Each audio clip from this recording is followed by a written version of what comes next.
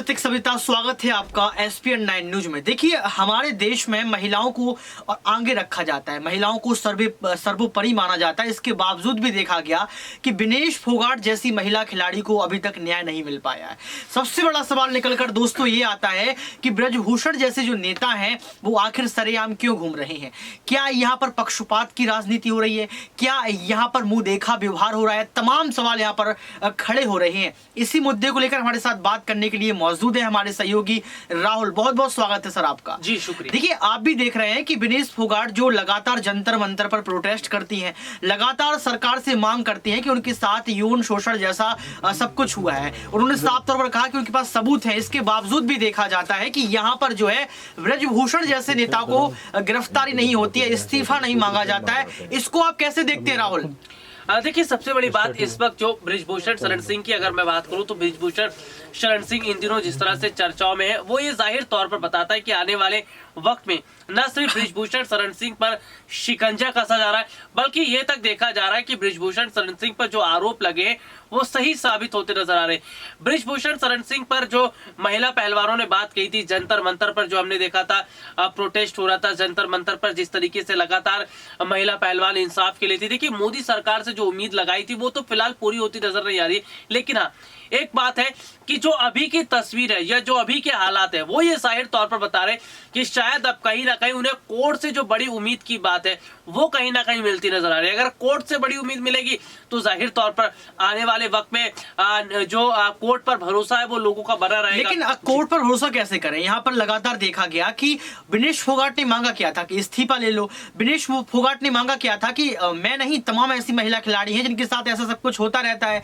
Anurag Thakur dinner पर बुलाते हैं, डिनर पर बुलाने के बावजूद भी देखा गया कि कुछ बड़ा निर्णय नहीं लिया गया। ये कह दिया गया कि चलो ठीक है, अब मैरी कॉम जो है उनको आगे रखा जाता है, इनको 4 हफ्ते का समय दिया जाता है, जांच एजेंसियां लगाई जाती है, अगर जांच में कुछ मिलेगा तो देखा जाएगा। लेकिन लगातार हम देख रहे हैं कि 4 हफ्ते गुजरने को है, इसके बावजूद भी कोई बड़ा खुलासा देखने को नहीं मिला। राहुल, इसको आप कैसे देखते? क्या बीजेपी पार्टी ब्रजभूषण जैसे नेता को बचाने का काम कर रही है? देखिए, सबसे बड़ी बात इस वक्त की जो तस्वीर हम देख रहे हैं वो ये जाहिर तौर पर बता रही है कि इस वक्त की जो हालात है वो ये बता रहे कि बृजभूषण शरण सिंह पर अगर बीजेपी बात नहीं कर रही है, बीजेपी के नेता बृजभूषण शरण सिंह को लेकर कुछ कहना नहीं चाह रहे, तो उसका मतलब वो बचाव कर रहे हैं। और साफ सीधे तौर पर जिस तरीके से अनुराग ठाकुर की मैं बात कर लूं या महिला नेताओं की बात कर लूं, स्मृति ईरानी की बात करूं, निर्मला सीतारमण की बात कर लूं, तो अभी हम देख रहे हैं तमाम महिला नेता मंत्री सब चुप है। इनका चुप रहना, इनकी चुप्पी, ये तो जाहिर तौर पर इशारा करती कि भाई ये चुप रहना है, ये चुप है, तो इसका मतलब है कि शायद आने वाले वक्त में एक तस्वीर को हम बदलता हुआ देख रहे हैं।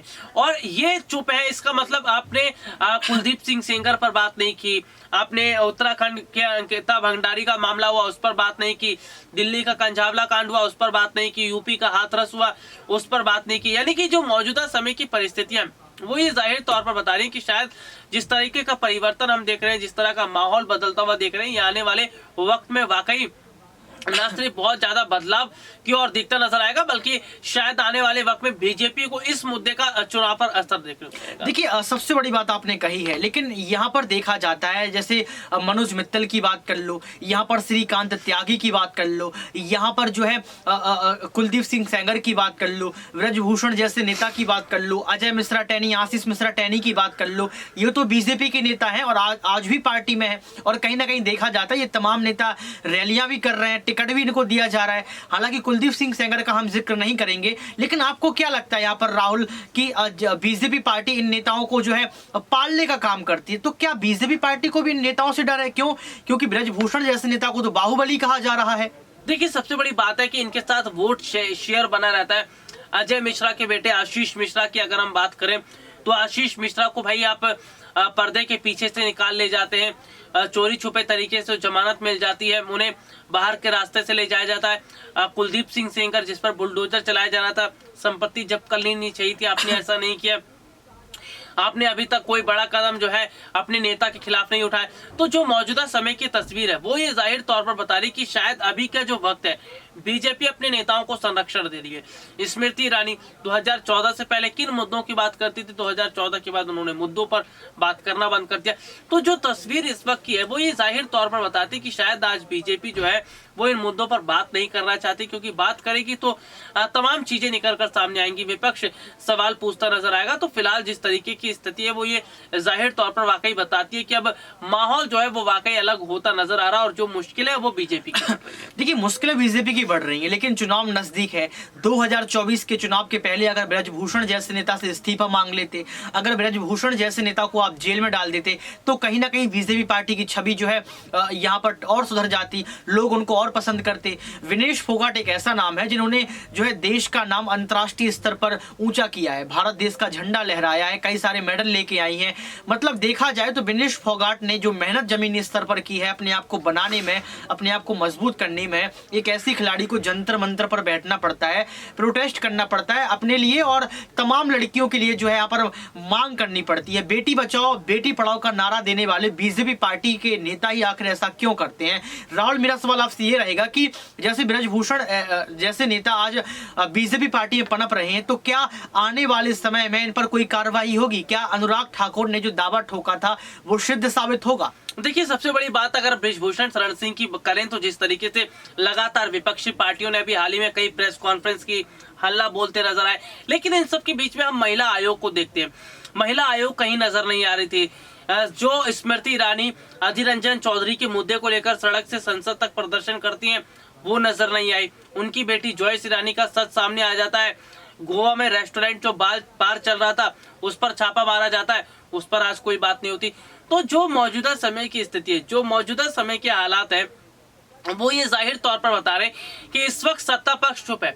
आप अडानी पर चुप है, आप अपने नेताओं पर चुप है, आप अपने मंत्रियों के काली करतूतों पर चुप है। तो इसका मतलब ये है कि आज विपक्षी पार्टी जो अगर सच बोलना चाहता है, आज विपक्ष अगर जनता तक अपनी बात पहुंचाना चाहता है, उसकी बात को नहीं आप उठने दे रहे। राहुल गांधी की भारत जोड़ो यात्रा कन्याकुमारी से शुरू होती है, श्रीनगर पहुंचती है, बहुत बड़ी यात्रा थी, बहुत ज्यादा इसकी मायने निकाले जा रहे थे, लेकिन नेशनल मीडिया ने कवर नहीं किया। तो यहाँ पर हम क्या देख रहे हैं कि एक बड़ी भूमिका नेशनल मीडिया की, और नेशनल मीडिया इन दिनों जिस तरीके से विपक्ष को दिखाई नहीं रहा है, केवल और केवल सत्ता पक्ष, तो ये लोकतंत्र के लिए ठीक नहीं है, ये लोकतंत्र की सही परिभाषा नहीं है। लेकिन नेशनल मीडिया ने जिस तरीके से इस प्रोटेस्ट को भी दबा दिया, कुछ वक्त के लिए दिखा, कुछ घंटों के लिए, कुछ दिन के लिए दिखा, लेकिन लगातार अब देखा जा रहा है कि जब से विनेश फोगाट और तमाम खिलाड़ियों का अनुराग ठाकुर के साथ डिनर हुआ है, तब से ये कहा जा रहा है कि अनुराग ठाकुर ने दिलासा दी है। अनुराग ठाकुर ने साफ तौर पर कहा है कि आपको न्याय मिलेगा, लेकिन न्याय की मूर्ति कही जाने वाले सुप्रीम कोर्ट में अगर ये मामला पहुंचता है, राहुल, अगर यहाँ पर तस्वीरें पहुंचती हैं, जिस तरीके का उन्होंने एक टिप्पणी की, उनके पास सबूत है, अगर ये सबूत पहुंचते हैं तो क्या फिर आपको लगता है कि यहाँ पर ब्रजभूषण जैसे नेताओं के हाथ में हथकड़ी लग जाएगी? देखिए, जाहिर तौर पर अगर देखें, ब्रजभूषण शरण सिंह एक ऐसे कुख्यात अपराधी जिनका बड़ा कनेक्शन दाऊद के साथ है, टाडा जैसे केस में उनका हाथ है, कई बड़े बाहुबलियों को धमकाने जैसी चीजों में हाथ है।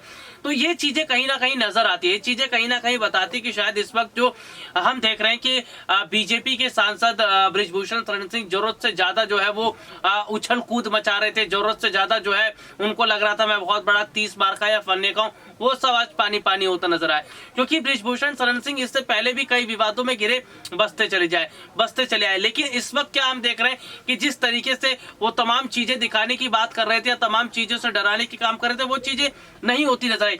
जरूरत से ज्यादा जो है आत्मविश्वास लेकर डूब गया ब्रजभूषण शरण सिंह को, और मुझे ऐसा लग रहा है कि आने वाले वक्त में वाकई सलाखों के पीछे वो जाते नजर आए। देखिए, बिल्कुल यहाँ पर कहीं ना कहीं राहुल ने अपनी बात को रखा, और ये बात हम सब समझ रहे हैं, ये बात आप सभी समझ रहे हैं कि आने वाले वक्त में ब्रजभूषण जैसे नेताओं को गिरफ्तारी मिलेगी या नहीं मिलेगी, हथकड़ी उनके हाथों में बंधेगी या नहीं बंधेगी। यहाँ पर आपको बता दें कि उनकी संपत्ति पर बड़ा खुलासा हुआ, कई करोड़ों पैसे उनके पास है, कई गाड़ियां हैं, कई सारे प्लॉट उनके पास हैं, मतलब कहा जाए तो बहुत अमीर व्यक्ति है, ऐसे उनको बाहुबली नहीं कहा जाता। लेकिन आने वाले वक्त में विनेश फोगाट को न्याय मिलेगा या नहीं मिलेगा, ये वक्त तय करेगा। और क्या ब्रजभूषण को जेल होगी, आप कमेंट बॉक्स में जरूर बताएं। आज के इस खास प्रोग्राम में बस इतना ही, देखते रहिए SPN9 न्यूज।